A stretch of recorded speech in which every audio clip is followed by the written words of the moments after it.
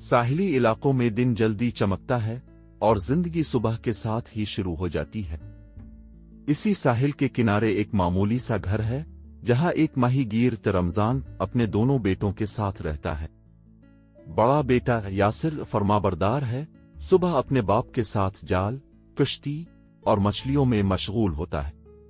मगर छोटा बेटा आदिल, वो कुछ और ही सोचता है। दरिया से ज्यादा आसमान उसे अपनी तरफ बुलाता है। कश्ती के बजाय इसकी आंखों में जहाज अलिफाड़ती है। वो अपनी मां से कहता है, उम्मी, मुझे पायलट बनना है, मैं ये मछलियां नहीं बेच सकता। मां आंसू पोंछते हुए कहती है, बेटा, ख्वाब बड़े देखो, लेकिन हम गरीब लोग हैं, तुम्हारे अबू नहीं मानेंगे। और वाकई रमजान सख्त आदमी है। वो कहता है, जो बाप कर रहा है बेटा भी वही करेगा, ख्वाब तुम्हारे पेट नहीं भरेंगे।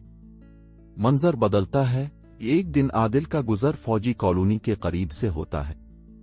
वो थक कर एक दीवार के पास बैठता है तो उसकी नजर एक खूबसूरत जोड़े जूतों पर पड़ती है जो गेट के करीब रखे होते हैं। वो बस शौक में इन्हें उठाता है, पहनकर चलता है। वो खुद को किसी सिपाही जैसा महसूस करता है, लेकिन बदकिस्मती से गार्ड उसे देख लेता है। शोर मचता है। अंदर से एक फैमिली बाहर आती है। एक बावकार आर्मी ऑफिसर कर्नल हारिस, उनकी बीवी साइमा और एक छोटी सी मासूम बच्ची मरियम। आदिल डर के मारे कहता है, मैं चोर नहीं हूं, मुझे ये जूते पसंद आए, बस पहन लिए। मैं भी एक दिन फौज में जाना चाहता हूं, पायलट बनना चाहता हूं, मगर मेरे घर वाले नहीं मानते। कर्नल हारिस और उनकी बीवी एक लम्हे के लिए खामोश हो जाते हैं। फिर उनकी बेटी मरियम, जो सब कुछ देख रही होती है, कहती है, पापा, ये झूठ नहीं बोल रहा, ये अच्छा लड़का है। फैमिली को लड़का पसंद आ जाता है। वो आदिल के घर जाते हैं, माँ बाप से बात करते हैं। माँ रोती है, बाप गुस्सा करता है, मगर कर्नल हारिस कहते हैं, हम इस बच्चे को पढ़ाना चाहते हैं, ये फौजी बनेगा, मुल्क की खिदमत करेगा। आखिरकार बाप मान जाता है। आदिल स्कूल जाने लगता है। वही मरियम उसकी क्लास फेलो भी बन जाती है।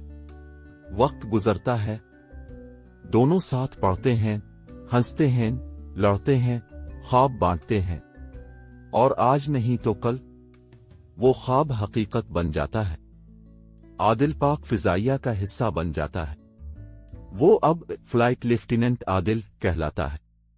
लेकिन दूसरी तरफ यासिर बदल चुका है। वो बुरे लोगों के हाथ लग चुका है। शहर में बम धमाकों, जराइम और दहशत फैलाने वाले गिरोह का हिस्सा बन चुका है।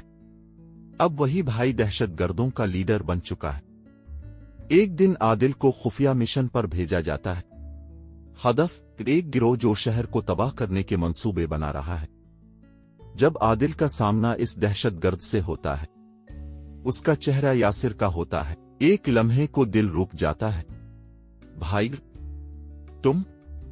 यासिर हंसता है, तो पायलट बन गया। मैंने तो कहा था ख्वाब किसी काम के नहीं, अब तो मुझे मारेगा। आदिल कहता है, मुल्क पहले है भाई, तुम बाद में। और फिर एक गोली चलती है। आदिल ने कौम को बचा लिया, लेकिन भाई को खो दिया। आदिल वापस आता है। अब वो एक हीरो है। और वही मरियम जो बचपन से इसके साथ थी, अब उसकी शरकन हयात बनती है।